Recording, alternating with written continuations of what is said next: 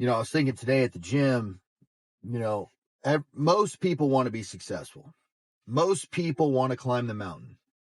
Most people want to be seen as somebody great.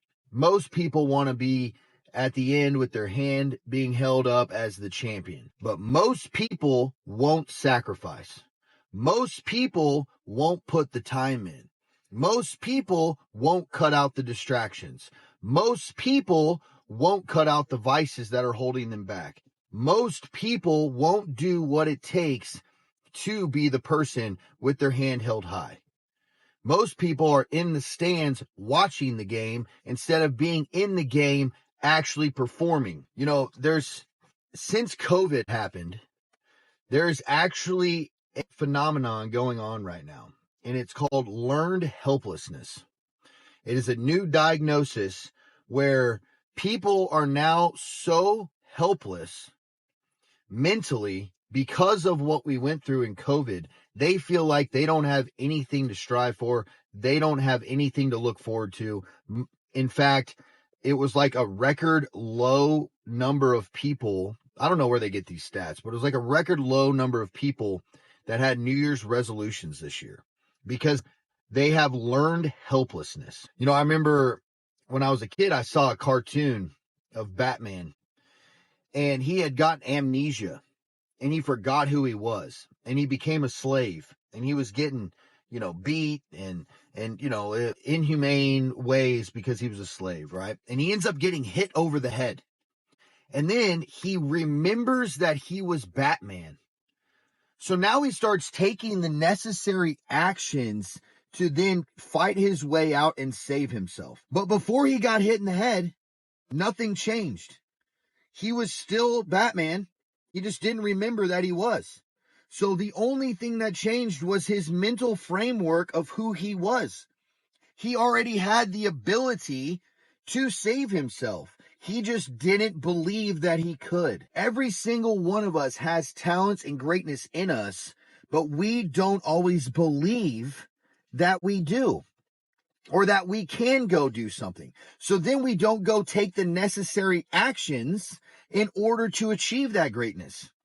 The other day, over the weekend, I was actually talking to a personal trainer, and this guy was telling me how he was so upset that he had just lost a client of his for $350 a month. I mean, this guy was upset about it. And I'm like, bro, that's not your problem. And he looks at me, he's like, what do you mean? I said, $350 is not your problem. What is $350 really going to do for you? Like, what does that really do for you? Your problem is that your mental framework, you're not thinking of $30,000 a month or $300,000 a year. Like you're so caught up on $350 minute amount that you are missing out on the opportunity to make $30,000 a month or $300,000 a year. If any of you guys are thinking, man, I need to make $1,000 this week, what do I need to do to make $1,000? Then you're only going to take the necessary actions to make that amount. Instead, flip it and say, how do I make $10,000 this week? Then you're going to make the necessary actions, and let's say you only make $6,000. Well, $5,000 more than $1,000, right? So that $1,000 problem goes away. It's not even a problem anymore. I don't think in terms of small numbers. I'm thinking in terms of massive numbers, right? Like how do we do 150 million this year? Like that's what I think about. I don't think about $350 a month. That's not going to do shit for me, right? That doesn't move the needle for me. I don't even think about $30,000 a month. I'm like, how do we get to $300,000 a month, right? Like change your framework so that it becomes where you have to physically expand as a human. You have to mentally become a better human being to achieve the goal that you are striving to do.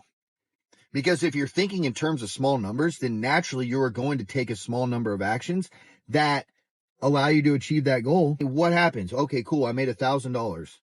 I was able to pay my bills. Do you only want to pay your bills, or do you want to live a lavish life? Do you want to live in abundance? Do you want to live in excellence? 10x your number. How do I make $10,000 this week?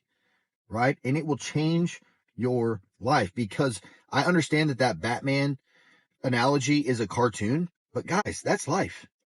A lot of times it literally comes down to your mind. What do you think about? I think about, flashback 5-10 years ago. Like when I graduated college, I was making $500 a week.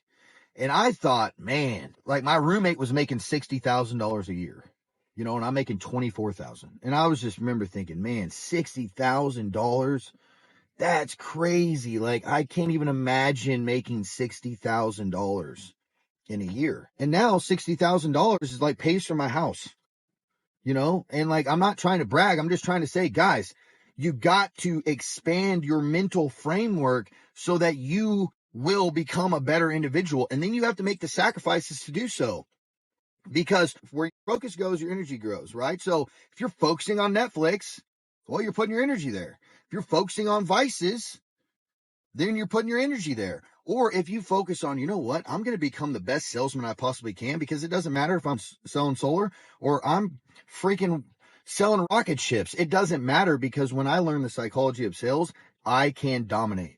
Jeremy Minor can go do anything he wants and he will be successful. Andy Elliott, do anything he wants, he can be successful. These guys made the sacrifices, and now they are living a life that we all would love to be a part of.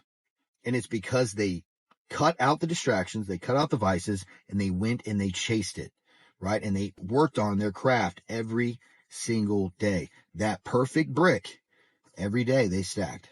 Okay, so let's go dominate today. All right, let's rock and roll. I know this is a little bit longer video, but I got a little passionate for it, so hopefully it hits you deep.